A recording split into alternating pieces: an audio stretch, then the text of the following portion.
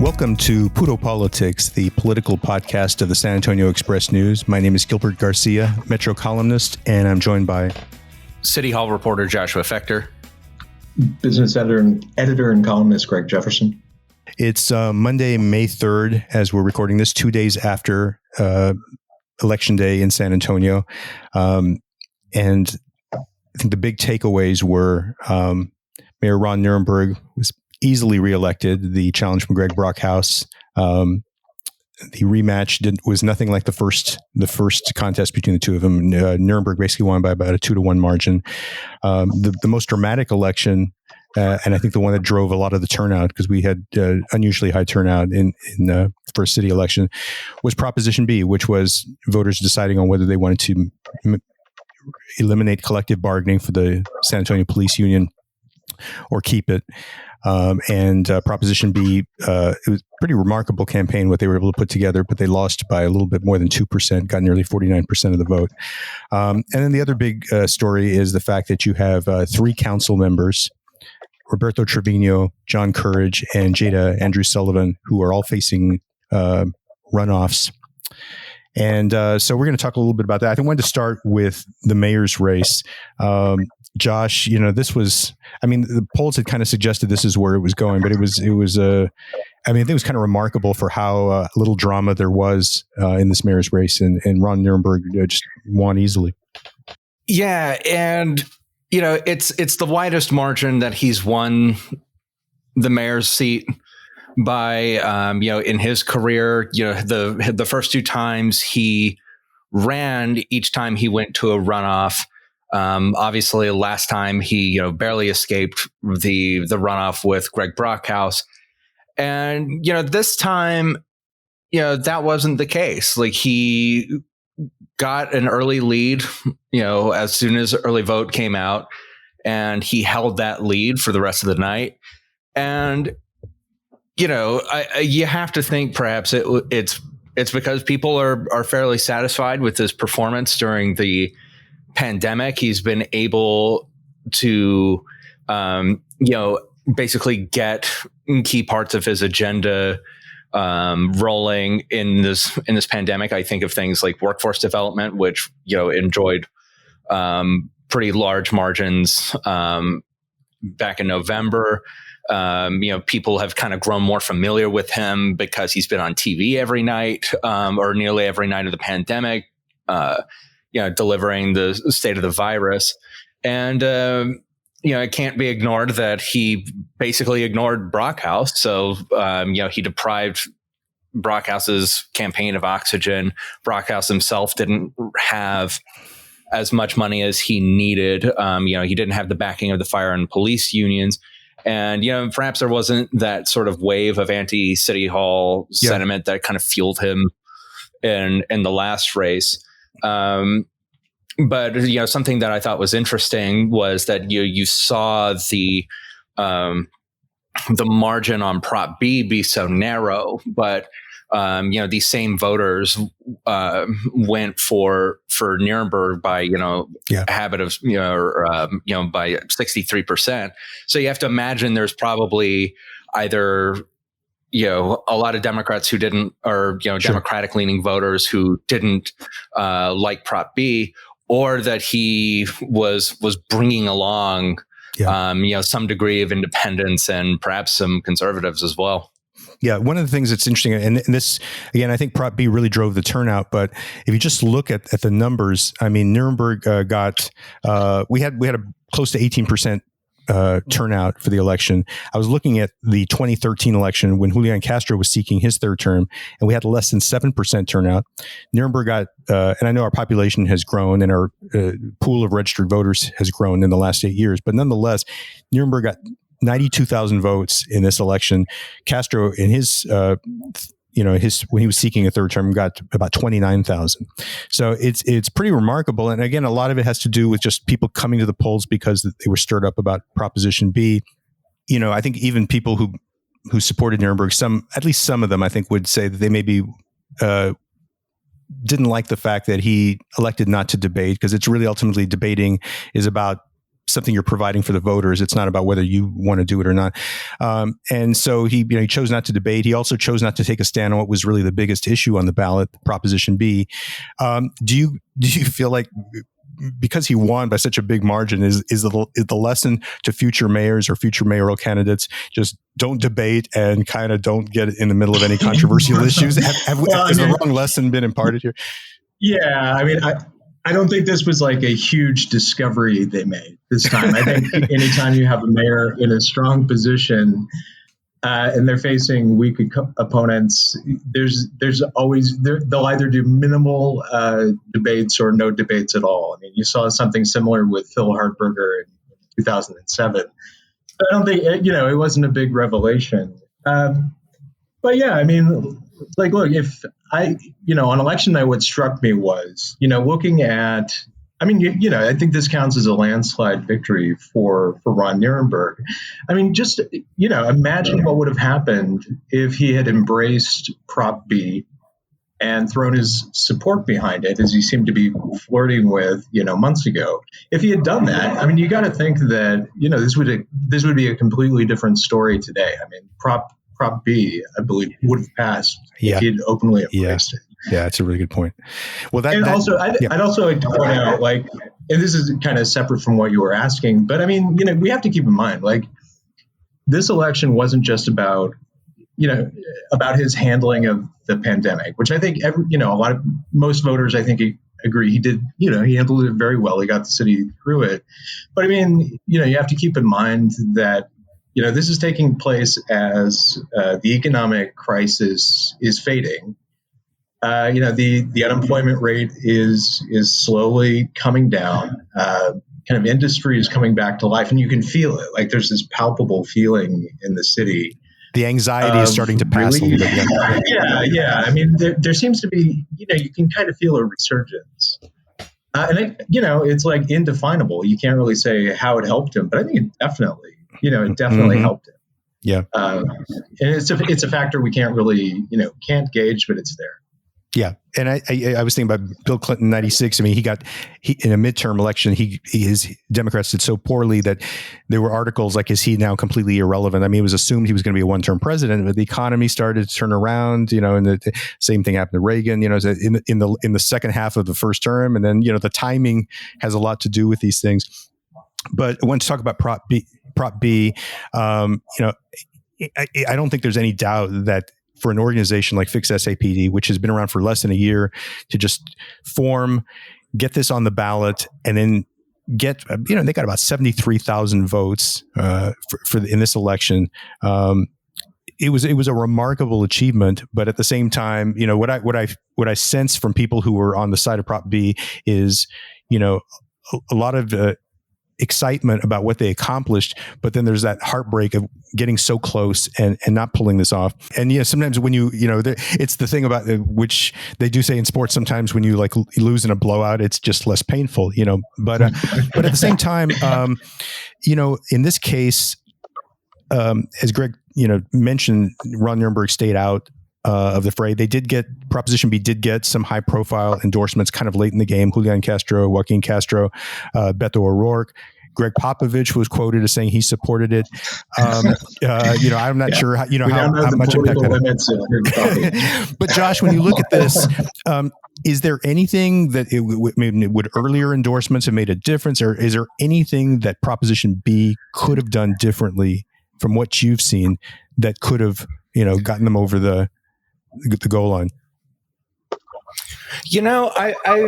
I'm not quite sure. Like, obviously, like, San Antonio, is historically a pretty pro-police town, where, military city. You've got a lot of,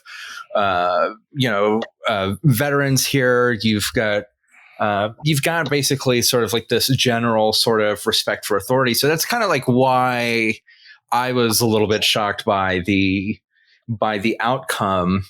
But something struck me on one of their mailers that I received, which basically, I'm trying to pull it out here. But basically, what it said was, this is not defund, this is about accountability. And I couldn't help but like question why they were engaging on the defund argument at all, considering that that's just electoral poison to even bring that up. It's kind of like the Inception thing. If I tell you not to think about elephants, what do you think about? Elephants. It's basically like this idea that like, I'm trying to basically dissuade you of this notion that's already been planted in your head, essentially. That like, if I'm bringing up defund, automatically you're going to be like, well, why are they bringing up defund? Right. Well, I'm going to pull out another even if you're trying to knock it down. I'm going to pull out another pop culture reference. The scene in Parks and Recreation where Rob Lowe has his leg in a cast and Aubrey Plaza writes on it, "Please don't think about how much this is itching."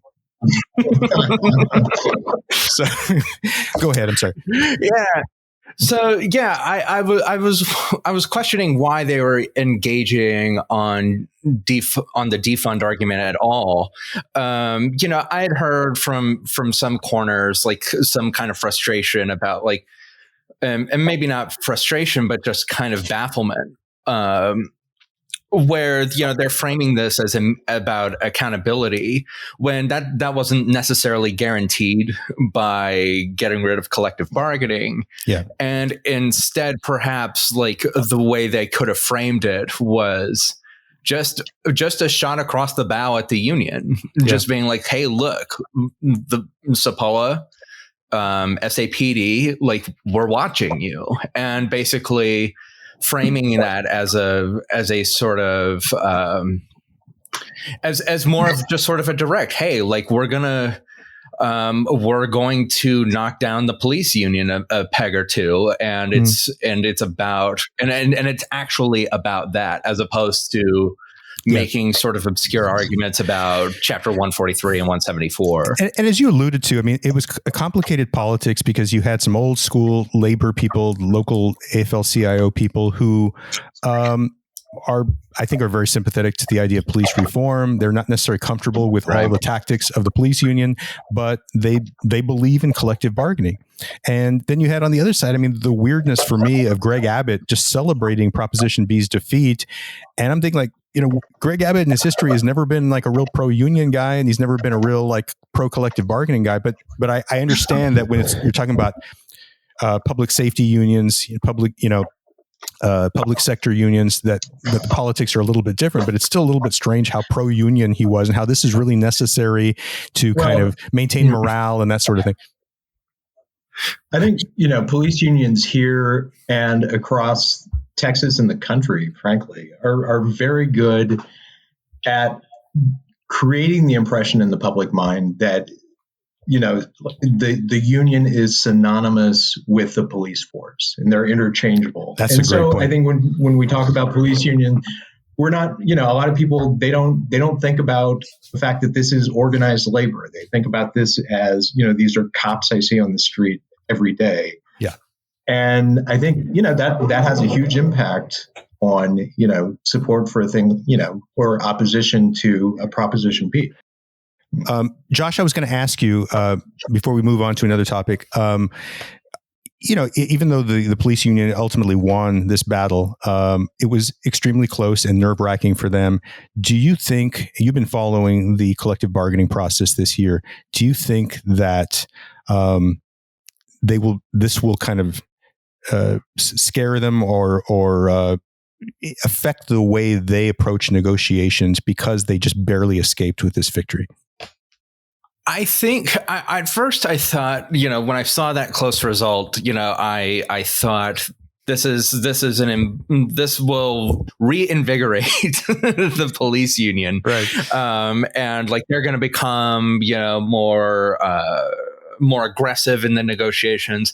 But I've kind of come around and thought, this is a really close call for them. And, this does indicate that like a bunch of half the city or half the people who voted in this election wanted to see change.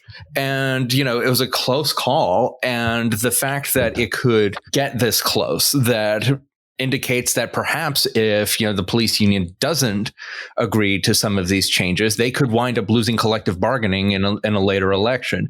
So like I would predict that they would actually start giving ground on some of these disciplinary changes that would basically make it easier for the police chief to discipline officers accused of misconduct. Oh yeah, no, just really quick. I was really struck by Danny Diaz, who's the president of SAPOA. His tone, at least early Saturday night, was really downbeat. I mean, I think he recognized like how close the union came losing this fight, and I just got to think that is going to, that's a hard lesson not to learn. I would think this is going to have some effect on how they behave at the bargaining table and kind of in political races going forward. Another thing I want to mention here is, obviously, like the Prop B was so close. I mean, obviously, there's a lot of division in the city over this issue.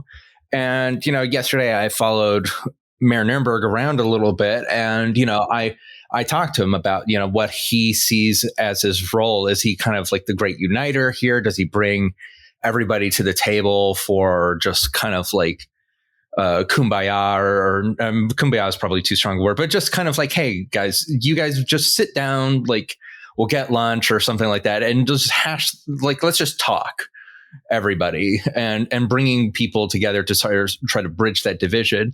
And he basically said, look, like my role in this hasn't changed. It's to create sort of like this environment where basically like fair contract negotiations can take place, which translation means that like he's basically looking at the contract as a way to sort of bridge this divide. If they can get these disciplinary changes at the bargaining table, that in his view will sort of ease a lot of the passions on either side, which I thought was an interesting answer.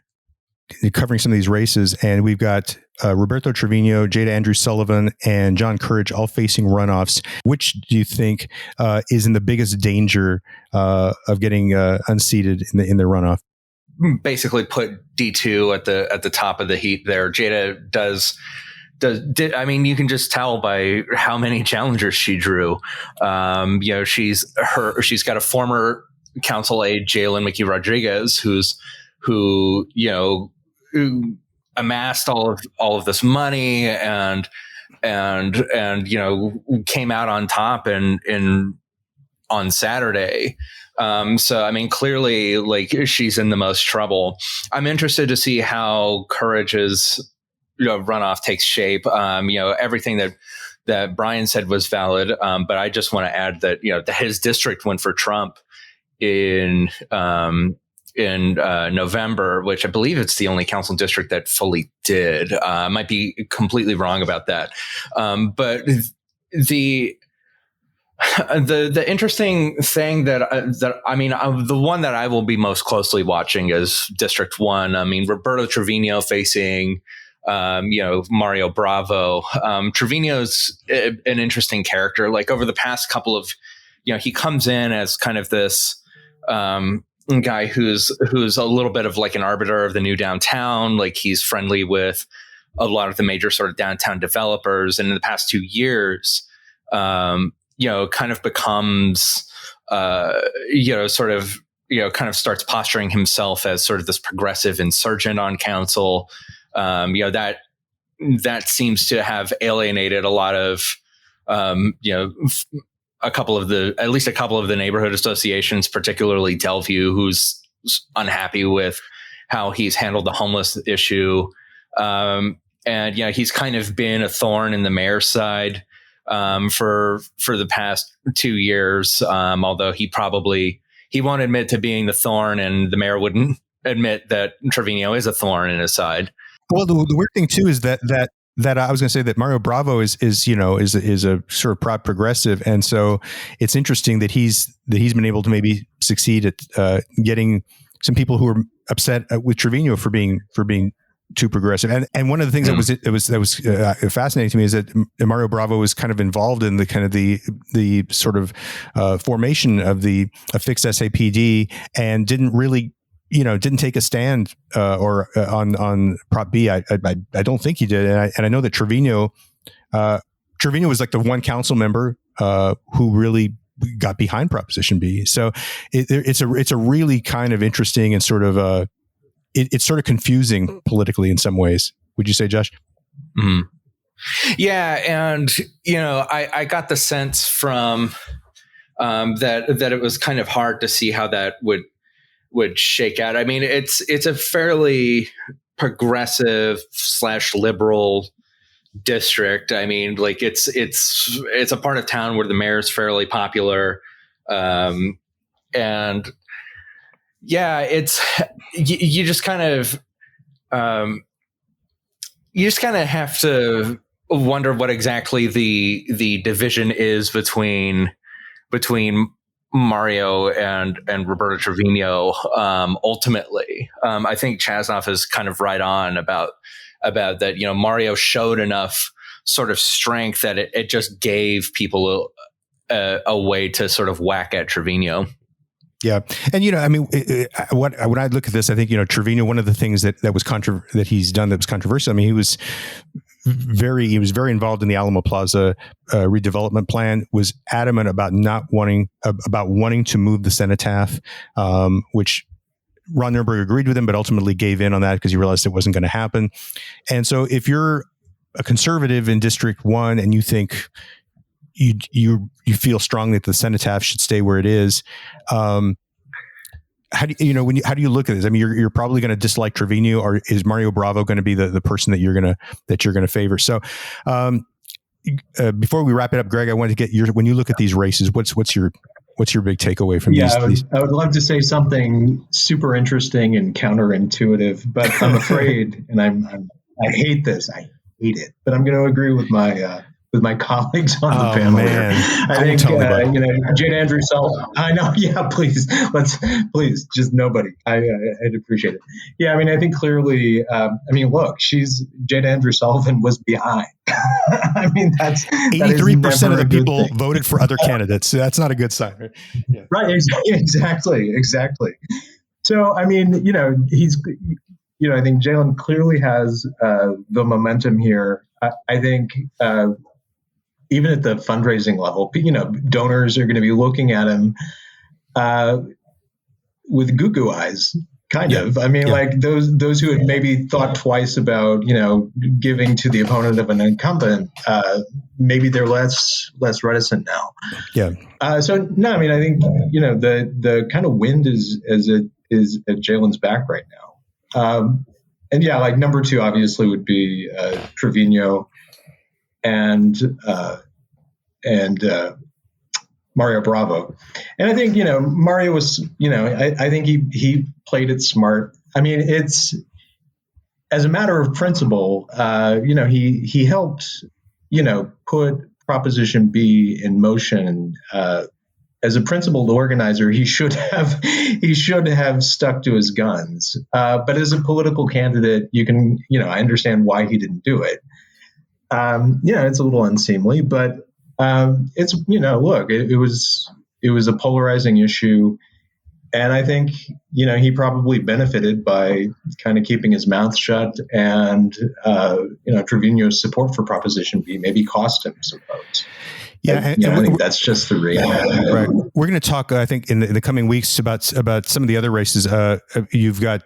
Open seats in Districts 3 and 5. And I think that some of the energy that we saw with Jalen McHugh Rodriguez, the young progressive energy in District 2, we're also seeing in District 5 on the west side with Terry Castillo. And so I think you saw with both of these candidates that they were able to generate a lot of grassroots support.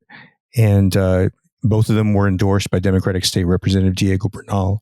And I think you'd have to say that both Terry Castillo and Jalen McHugh Rodriguez are looking like the favorites to win in their districts. And if both of them win, I mean, I think that you would see a lot of new energy on the council. And so I think that some of what we saw, I think with the Proposition B campaign, I think that you've seen that the same thing playing out in those 2 districts. It's going to give us a lot to talk about over the next few weeks. We thank you all for listening. Hope everyone's doing well, and we'll be back next week. Take care.